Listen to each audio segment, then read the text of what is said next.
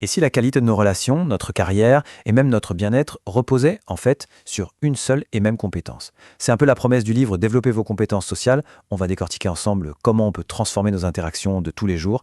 Voilà la question qui change absolument tout. On parle tout le temps, c'est vrai, mais est-ce qu'on est vraiment entendu? Est-ce qu'on arrive à créer une vraie connexion avec les autres? Parce qu'il y a un monde, un vrai monde entre juste parler et bien communiquer. Et c'est là tout le paradoxe de la parole. Communiquer, ça nous semble naturel, presque instinctif. Mais pourtant, une communication qui est vraiment efficace, eh bien, ça reste un art assez difficile à maîtriser. Alors, qu'est-ce qui fait vraiment la différence? Pensez-y une seconde. D'un côté, on a la personne qui captive, qui laisse une trace durable. Et de l'autre, un discours qu'on a oublié à peine terminé. La magie, en fait, elle n'est pas tant dans les mots eux-mêmes, mais plutôt dans l'énergie, la connexion, la manière de les faire vivre. Et cet enjeu, il ne se limite pas du tout à la scène. Dans le monde du travail, cette différence, elle est cruciale. C'est ce qui peut faire qu'un projet d'équipe décolle ou s'enlise, qu'une idée soit adoptée ou juste ignorée. Une bonne communication, c'est un vrai moteur pour la collaboration. Alors, de quoi on parle au juste? Faut sortir de l'idée que tout se joue dans ce qu'on dit. La vraie communication, c'est comme un orchestre de compétences. Savoir vraiment écouter, savoir décrypter le langage corporel, ressentir avec empathie. Souvent, ces piliers sont bien plus puissants que les mots eux-mêmes. D'accord, mais alors, si c'est tout un ensemble de compétences, comment ça devient un levier pour réussir? Eh bien parce qu'il ne s'agit pas juste d'une petite ligne en plus sur un CV. C'est bien plus que ça, c'est une nécessité fondamentale. Et ça, c'est une idée qui est vraiment libératrice. Contrairement à ce qu'on croit souvent, on ne naît pas bon ou mauvais communicant. Non, c'est une compétence qui se travaille, qui s'apprend, qui se perfectionne avec de la pratique, un peu comme un sport ou un instrument de musique.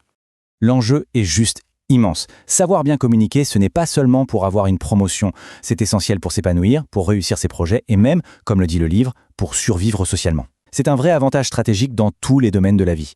Cette phrase, elle résume absolument tout. On peut avoir le plus grand talent du monde, l'idée la plus brillante qui soit. Si ça reste invisible aux yeux des autres, ça n'a aucune valeur.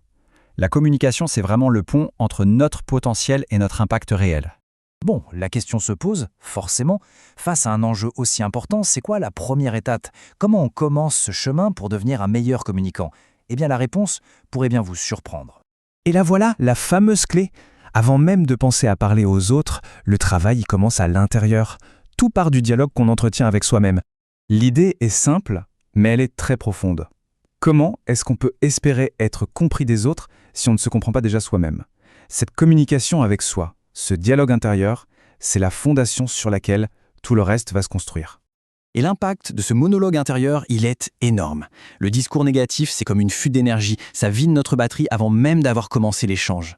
À l'inverse, un dialogue positif, ça recharge cette batterie, ça renforce la confiance et ça nous prépare à interagir beaucoup plus sereinement avec le monde. Ce dialogue interne, en fait, c'est le cœur que ce qu'on appelle l'intelligence émotionnelle. Tout part de l'intérieur. D'abord, la conscience de soi pour comprendre ses propres émotions, puis l'autorégulation pour les maîtriser. C'est seulement avec cette base solide qu'on peut ensuite développer les compétences tournées vers l'extérieur, l'empathie pour comprendre les autres et les aptitudes sociales pour interagir avec eux de manière harmonieuse. Une fois que cette base intérieure est bien en place, les bénéfices à l'extérieur deviennent évidents. Maîtriser sa communication, c'est un peu comme s'offrir de véritables super-pouvoirs dans nos relations, que ce soit au niveau social ou professionnel. Et ces bénéfices, en fait, ils s'enchaînent de manière très logique. D'abord, une bonne communication, ça bâtit la confiance, qui est le socle de toute interaction. Cette confiance, à son tour, elle forge une image de professionnalisme. Et c'est sur cette base de confiance et de professionnalisme qu'on peut enfin construire des relations qui sont solides et qui durent. La confiance, c'est un peu la monnaie d'échange de toute relation.